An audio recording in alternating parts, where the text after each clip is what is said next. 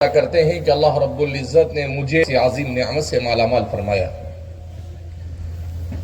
اس دنیا میں انسان کو اللہ رب العزت بصورت انسان وجود بخشے اور اس کے ساتھ اسے ایمان اور اسلام کی نعمت سے مالا مال کر دے تو یوں سمجھیے کہ اللہ رب العزت نے اس کی کامیابی کے راستے کو آسان کر دیا۔ اور اگر اس دنیا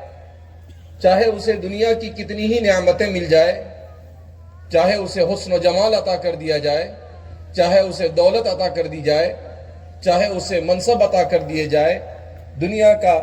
بڑا سے بڑا عہدہ اسے دے دیا جائے، مگر ایمان اور اسلام سے اگر وہ محروم ہے تو اس کا اس دنیا میں آنا یہ کسی مصرف کا نہیں رہتا ہے۔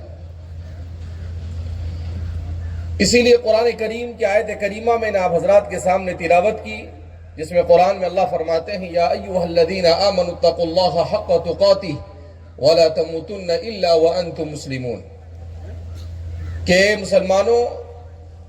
اللہ سے ڈرو ایسا جیسا کہ اس سے ڈرنے کا حق ہے، اور ولا تموتن الا وانتم مسلمون، اور تمہیں موت نہ آئے مگر ایمان اور اسلام کی حالت میں۔ کہیں پر قرآن کہتا ہے وَاعْبُدْ رَبَّكَ حَتَّى يَأْتِيَكَ الْيَقِينُ، کہ اپنے رب کی عبادت کر یہاں تک کہ تجھے موت آ پہنچے۔ یہ اللہ رب العزت کا نظام ہے کہ اللہ رب العزت نے اس کائنات رنگ و بو میں حضرت انسان کو وجود بخش کر اللہ رب العزت نے اس کی ہدایت کے لیے حضرات انبیاء کرام علیہم السلام کو مبعوث کیا۔ ان انبیاء کرام علیہم السلام نے سب انجام دیا کہ انسان اور اس کے خالق کے درمیان رابطے کے راہ ہموار کی، کہ ایک انسان کا تعلق اپنے خالق سے کیسا ہو، اور ایک انسان کا تعلق زمین پر بسنے والوں کے ساتھ کیسا ہو، وہ اپنے والدین کے ساتھ ان کے حقوق کو کس طریقے سے ادا کرے، وہ کس طریقے سے اپنے پڑوسیوں کے حقوق کو ادا کرے، وہ کس طریقے سے اپنے رشتہ داروں کے حقوق کو ادا کرے، وہ کس طریقے سے اس زمین پر رہ کر اپنی مرضی کے مطابق زندگی گزارنے کے بجائے خالق اور مالک کے مرضی کے مطابق زندگی گزارے۔ اسی اہم مشن کے لیے اللہ رب العزت نے حضرات انبیاء کرام علیہم السلام کو مبعوث کیا، جس کا سلسلہ ابو البشر سیدنا حضرت آدم علیہ السلام سے شروع ہو کر خاتم الانبیاء والمرسلین حضرت محمد مصطفیٰ صلی اللہ علیہ وسلم کی مقدس ذات پر ختم ہوا۔ اللہ رب العزت نے جہاں پر حضرات انبیاء کرام علیہ السلام کو مبعوث کیا، ان انبیاء کے ساتھ اللہ نے شریعتوں کو نازل کیا، اللہ نے کتابوں کو نازل کیا، اور ان کتابوں میں انسان کے زندگی گزارنے کا سلیقہ بیان کیا کہ ایک انسان اپنی زندگی کیسے گزارے، ایک انسان اپنے اجتماعی اور انفرادی مسائل کو کیسے حل کرے، ایک انسان اپنے مسائل کو اس طور پر حل کرے کہ ان مسائل کے حل کرنے سے خالق اور مالک بھی راضی ہو جائے، اور انسان کے لیے دنیا میں ایسی زندگی میسر ہو جس میں سکون اور اطمینان اور سعادت اور نیکبختی اس کے لیے مقدر ہو جائے۔ اس عظیم مشن کے لیے میرے اور آپ کے آقا احمد مصطفیٰ محمد مجتبیٰ صلی اللہ علیہ وسلم پر قرآن کریم کا نزول ہوا۔ قرآن کریم یہ اللہ کا کلام ہے، قرآن کریم یہ قیامت تک آنے والے انسانوں کے لیے رہبر اور ہدایت ہے۔ قرآن کریم یہ مبارک اور باسعادت کتاب ہے۔ اسی کتاب نے حضرات صحابہ کرام رضوان اللہ تعالیٰ عنہ مجمعین کی زندگی میں انقلاب برپا کیا۔ اسی کتاب کی برکت سے وہ معاشرہ جو جاہلیت کے سب سے اونچے مقام پر فائز تھا، وہ معاشرہ علم، آگاہی، اخلاق اور دنیا کا بہترین ایسا معاشرہ وجود میں آ گیا، جس کے بارے میں خود نبی کریم صلی اللہ علیہ وسلم نے ارشاد فرمایا خیر القرون قرنی ثم الذین یلونہم ثم الذین یلونہم۔ اس قرآن کریم کے نزول کی برکت سے وہ معاشرہ انسانی تاریخ کا سب سے بہترین معاشرہ ہو گیا۔ صرف وہی معاشرہ بہترین نہیں ہوا بلکہ جو معاشرہ اس معاشرے سے مل کر ہوا، حضرات تابعین کا دور اور حضرات تبع تابعین کا دور، اس کے بارے میں بھی کہا خیر القرون قرنی ثم الذین یلونہم ثم الذین یلونہم۔ یہ امت جب تک کہ قرآن کے ساتھ وابستہ رہی، اور اس امت نے جب تک کہ اپنے آپ کو ایمان اور اسلام سے وابستہ رکھا، اللہ رب العزت نے اسے عروج عطا کیا۔ لیکن جہاں پر اس امت نے اپنے رشتے کو قرآن کے ساتھ کمزور کیا، وہیں پر اس امت کا زوال شروع ہوا۔ ایمان اور اسلام یہ اللہ کی صفت اور اللہ کا دین ہے۔ ایمان اور اسلام دنیا میں نہ کبھی کمزور ہوا ہے اور نہ قیامت تک کمزور ہوگا۔ اگر کمزور ہوگا تو مسلمان کمزور ہوگا، اور اپنے رشتے کو قرآن اور ایمان سے کمزور کرنے کی وجہ سے۔ لہذا اس بنا پر ہمارا اور آپ کا، ہم سب کا امتحان ہے کہ ہم جس دنیا میں آئے ہیں، اس دنیا میں ہم حق کے ساتھ کھڑے رہتے ہیں یا ہم باطل کے ساتھ کھڑے رہتے ہیں۔ یہ ہمیں فیصلہ کرنا ہے، اس لیے کہ حق کو مٹانے کے لیے شیطان نے بھی کوششیں کی، مگر ہزاروں سال کے باوجود وہ حق کو کمزور بھی نہیں کر سکا۔ ابو جہل سے لے کر اس زمانے کے بڑے بڑے ظالم بھی کوشش کرتے رہے اور کر رہے ہیں، مگر وہ اسلام کا کچھ نہیں بگاڑ سکے، اور قیامت تک کوئی اسلام کا کچھ بگاڑ بھی نہیں سکتا ہے۔ ہم دیکھ رہے ہیں کہ غزہ کی سرزمین کے اوپر آج 15 سے 16 مہینے ہو گئے، ایک چھوٹا سا حصہ ہے، مگر اس کے باوجود دنیا کی تمام طاقتیں ان پر ٹوٹ پڑی، مگر ان کا ایمان، ان کا اسلام اور ان کا قرآن کے ساتھ تعلق ایسا مضبوط ہے کہ تمام طاقتیں مل کر بھی ان کا بال بیکا نہیں کر سکی اور کر بھی نہیں سکتی۔ وہ پریشان ہے کہ آخر یہ کون سی قوم ہے، یہ کس زمانے سے آئی ہے، ان کا ایمان کیسا ہے۔ ایسا کہا جا رہا ہے کہ یورپ اور امریکہ میں ہزاروں لوگ غزہ کے مسلمانوں کے ایمان پر ثابت قدمی کو دیکھ کر اسلام میں داخل ہو رہے ہیں کہ یہ کیسے لوگ ہیں۔ ان کے گھروں کو تباہ کر دیا گیا، ان کی مسجدوں کو تباہ کر دیا گیا، ان کے ہسپتالوں کو تباہ کر دیا گیا، ان کے پاس کھانا نہیں، ان کے پاس پینا نہیں، ان کے پاس سروں پر چھت نہیں، ان کے سونے کے لیے زمین پر بستر نہیں، کچھ نہیں ہے۔ 23 لاکھ نفوس ایسے زندگی گزار رہے ہیں، مگر جب ان کے پاس کوئی پہنچتا ہے تو وہ کہتا ہے الحمدللہ، ہم اپنا سب کچھ ایمان اور اسلام اور اللہ کی رضامندی کے لیے قربان کرنے کے لیے تیار ہے۔ یہ کب ہوا؟ جب انہوں نے اپنے رشتے کو قرآن کے ساتھ مضبوط کیا۔ حضرات صحابہ کرام رضوان اللہ تعالیٰ عنہ مجمعین کی کامیابی کا راز کیا تھا؟ قرآن کریم کے ساتھ ان کے رشتے کا مضبوط ہونا۔ حضرت علی رضی اللہ تعالیٰ عنہ فرماتے ہیں کہ اللہ کے رسول صلی اللہ علیہ وسلم نے فتنوں کا تذکرہ کیا تو ہم نے پوچھا، اے اللہ کے رسول صلی اللہ علیہ وسلم مل مخرج منہا، ان فتنوں سے بچنے کا کیا راستہ ہے؟ حضور نے فرمایا کتاب اللہ، خبر من کان قبلکم ونبأ من بعدکم وحکم من بینکم، کہ ایسی کتاب قرآن کریم کے ساتھ اپنے رشتے کو مضبوط کرو جس نے ماضی میں اچھے اور برے انسانوں کی تمام تاریخ کو بیان کر دیا، جس نے مستقبل کے تمہارے تمام مسائل کے اصول اور اس کے حلول کو بیان کیا، اور جو تمہارے ہر قسم کے مسائل کے عادلانہ احکام کو جاری و ساری کرتا ہے۔ حضرت عبد الرحمن ابن ابزہ رضی اللہ تعالیٰ عنہ فرماتے ہیں کہ جب فتنوں کا زمانہ شروع ہوا اور مشاجرات صحابہ میں حالت بڑی ہولناک ہو گئی تو ہم حضرت ابی ابن کعب کی خدمت میں حاضر ہوئے اور حضرت ابی ابن کعب سے کہا کیف المخرج منہا، اے ابی ابن کعب، آپ اللہ کے رسول کے صحابی ہو، آپ سے اللہ کے رسول نے کہا اقرأہم بکتاب اللہ ابی ابن کعب، کہ قرآن کریم کو سب سے بہترین جاننے، سمجھنے اور پڑھنے اور اس پر عمل کرنے والوں میں اگر کوئی ہے تو وہ ابی ابن کعب ہے۔ ایسی شخصیت جن کے بارے میں خود اللہ کے رسول صلی اللہ علیہ وسلم فرماتے ہیں کہ اے ابی تم مجھے قرآن سناؤ، اللہ نے مجھے کہا ہے کہ میں تم سے قرآن سنوں۔ تو حضرت ابی ابن کعب کہتے ہیں حل سمانی ربی، کیا میرے اللہ نے میرا نام لے کر کہا آپ سے؟ اللہ کے رسول صلی اللہ علیہ وسلم فرماتے ہیں نام، اللہ نے تمہارا نام لے کر مجھ سے کہا ہے کہ میں تم سے قرآن سنوں۔ تو وہ رونے لگے اور کہنے لگے خالق و مالک نے میرا نام لے کر کہا کہ مجھ سے قرآن سنو۔ ایسی شخصیت جب ان کے بارے میں عبد الرحمن ابن ابزہ ان کے شاگرد ہیں، وہ ان سے پوچھتے ہیں کہ ان فتنوں سے نجات کیسے حاصل کی جا سکتی ہے، تو وہ کہتے ہیں بکتاب اللہ، اللہ کی کتاب کے ذریعے سے۔ کہ تم اللہ کی کتاب کو پڑھو گے، اسے سمجھو گے، اسے اپنی زندگی میں جگہ دو گے، اپنی اولاد کو سکھاؤ گے، تو ہر قسم کے فتنے سے اللہ تمہیں نجات نصیب فرمائے گا۔ حضرت حذیفہ بن یمان رضی اللہ تعالیٰ عنہ، وہ ایک شخص ان کی خدمت میں حاضر ہوا اور آ کر کہتا ہے انی اخشى علی نفسی النفاق، مجھے اپنے اوپر نفاق کا ڈر لگ رہا ہے،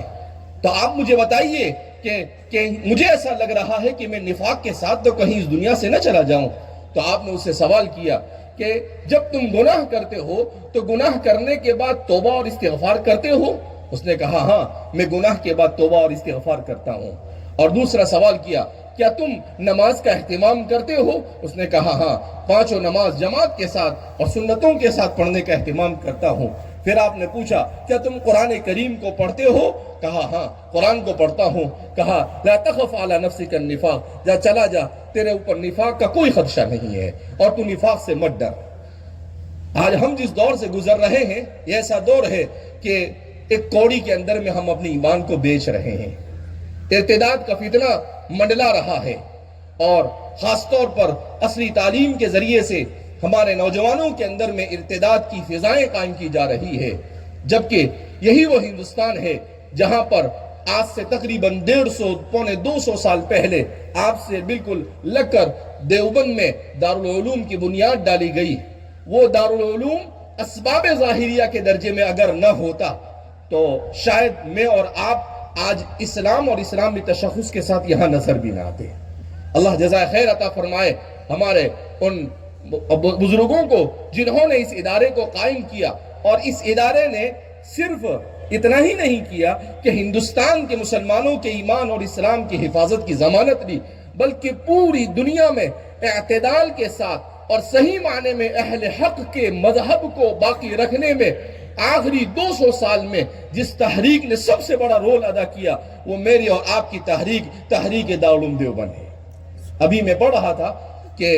ایک اہل حدیث اور غیر مقلدین کے عالم، انہوں نے 1990 میں کہا کہ ہم نے قرآن کی خدمات، کون سی جماعت نے قرآن کی کیسے خدمت کی، اس کا جائزہ لینا شروع کیا تو فکر دیوبند سے تعلق رکھنے والے علماء نے آج سے 35 سال پہلے وہ کہتے ہیں کہ تقریباً 300 قرآن کریم کی تفسیریں 22 سے زیادہ زبانوں کے اندر میں لکھی۔ اس کے بعد 35 سال میں تو اور پتہ نہیں کتنی لکھی جا چکی ہوگی۔ تو اللہ رب العزت نے ہر میدان میں ہم سے کام لیا ہے، مگر اس وقت ہمیں بیلنس کرنے کی ضرورت ہے۔ ایک طرف ہمیں اپنے گھروں میں ایمان اور اسلام کو زندہ رکھنے کے لیے اسلام کی بنیادی تعلیمات سے اپنے بچوں کو اور اپنے آپ کو واقف کرنا ضروری ہے کہ ہم مکتب سے اپنے رشتے کو مضبوط کریں۔ ہم اگر اسلام کا بنیادی عقیدہ ہمیں معلوم نہیں ہے تو ہم اسلام کے بنیادی عقیدے کو خود بھی جانیں، ہمارے گھروں میں بھی اس کی تعلیم کریں، اور ہمیں معلوم ہونا چاہیے کہ اللہ کے بارے میں ایک مسلمان کا کیا عقیدہ ہو، رسول اللہ صلی اللہ علیہ وسلم اور انبیاء کے بارے میں کیا عقیدہ ہونا چاہیے، قیامت کے بارے میں اور آخرت کے بارے میں کیا عقیدہ ہونا چاہیے۔ اس لیے کہ مختلف فرقے، کہیں پر شکیل بن حنیف ہے تو کہیں پر قادیانیت ہے تو کہیں پر شیعیت اور رافضیت ہے، تو ایسے بہت سارے، کہیں منکرین حدیث ہے، ہر جگہ پر سر اٹھا رہے ہیں، اور ہمارے دین کے علم سے دور ہونے کی وجہ سے وہ ہمیں فتنے میں مبتلا کر رہے ہیں۔ لہذا اس بنا پر سب سے بنیادی طور پر ہمیں کسی بھی حال میں اپنے آپ کو دین کی بنیادی تعلیم سے واقف کرنا ضروری ہے اگر ہم اس دنیا سے ایمان اور اسلام کے ساتھ جانا چاہتے ہیں تو۔ دوسرے نمبر پر ہم اگر عصری تعلیم اپنے بچوں کو دینا چاہتے ہیں تو ہم یہ دیکھیں کہ جہاں پر اپنے بچوں کو عصری تعلیم کے لیے ہم بھیج رہے ہیں وہاں پر ہمارے بچے کا ایمان اور اسلام محفوظ ہے یا نہیں۔ اگر اس کا ایمان اور اسلام محفوظ نہیں ہے تو اسے دنیا کی تعلیم نہیں ملے گی تو چل جائے گا، مگر ایمان اور اسلام کے ضیاء کے ساتھ دنیا کی تعلیم یہ انتہائی گھٹیا سودا ہے کہ آدمی ایسی دنیا کے لیے جو انسان کی قبر تک جانے والی ہے ایسی اپنی قیمتی چیز کو ضائع کر دے اور اپنی اولاد کے پاس ضائع کروا دے جو مرنے کے بعد ہمیشہ کی زندگی میں کام آنے والی ہے۔ لہذا اس بنا پر ہمارے والد صاحب ہمیشہ کہتے ہیں مسلمان ڈاکٹر بنے، انجینئر بنے، مسلمان کلیکٹر بنے، مگر سب سے پہلے وہ سچا اور پکا مسلمان ہونا چاہیے، اور اس کے لیے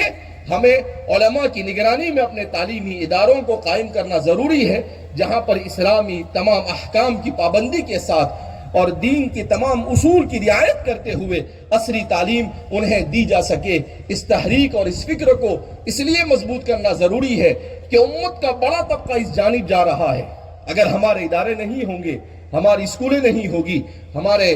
کالج نہیں ہوں گی، ہماری یونیورسٹیاں نہیں ہوں گی، تو ہمارے یہ بچے غیروں کے ادارے میں جائیں گے جہاں پر ان کے ایمان اور اسلام کی حفاظت کی کوئی گارنٹی نہیں دی جا سکتی ہے۔ لہذا اللہ جزا خیر عطا فرمائے ہمارے علماء کو کہ امت کی ضرورت کو بھی پورا کر رہے ہیں۔ الحمدللہ جامعہ کلکوا کی نگرانی میں اس وقت 6 میڈیکل کالج چل رہے ہیں، جس میں پچھلے 20 سالوں میں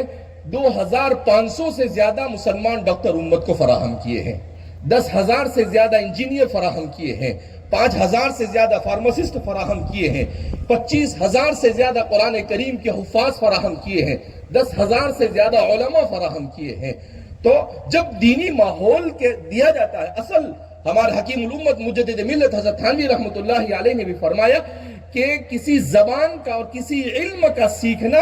یہ معیوب نہیں، اس کو اس طور پر سیکھنا کہ اس کا ماحول اور کلچر ایسا ہو، وہاں تہذیب ایسی دی جائے کہ جس سے ایمان کمزور ہو جائے یا ایمان سے انسان دور ہو جائے، یہ سب سے بڑی اہم ترین ضرورت ہے جس کی طرف توجہ دی جائے۔ بہرحال اللہ رب العزت ہم سب کے یہاں پر جمع ہونے کو قبول فرمائے، ہمیں قرآن کے ساتھ وابستگی نصیب فرمائے، ہمیں اپنے بچوں کی ایمانی اور اسلامی تربیت کی توفیق مرحمت فرمائے۔ اور میں مبارکباد دیتا ہوں مولانا حبیب صاحب کو کہ ماشاءاللہ آپ نے بڑی محنت اور جد و جہد سے اس علاقے میں مدارس میں روح پھونکنے کے لیے مختلف میدانوں میں مسابقات کا انعقاد کیا،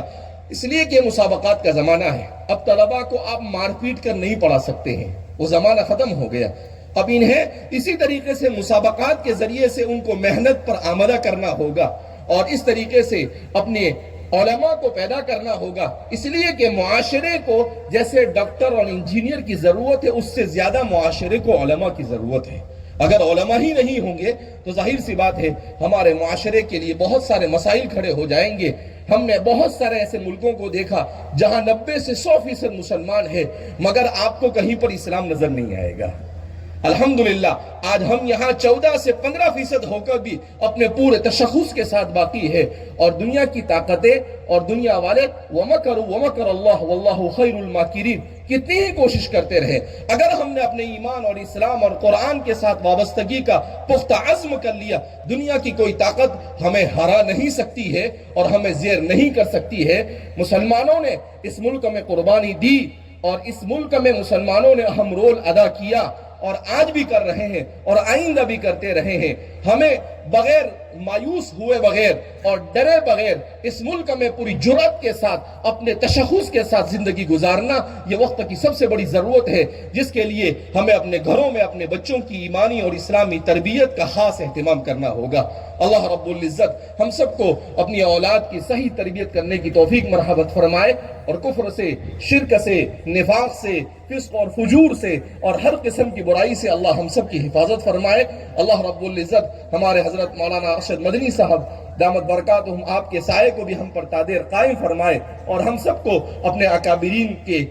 ان کے اہمیت کو سمجھنے اور ان سے استفادہ کرنے کی توفیق مرحمت فرمائے۔ اللہ ہمارے اکابرین میں جو لوگ بیمار ہیں انہیں شفاء کاملہ عاجلہ مستمرہ دائمہ کلیہ نصیب فرمائے، اور ہم سب کو بھی ہمارے انہی اکابرین کے نقش قدم پر آگے بڑھنے کی اخلاص و للہیت کے ساتھ اللہ کی رضامندی کے خاطر توفیق مرحمت فرمائے۔ اللہ کہنے سننے سے زیادہ عمل کی توفیق مرحمت فرمائے۔ وآخر دعوانا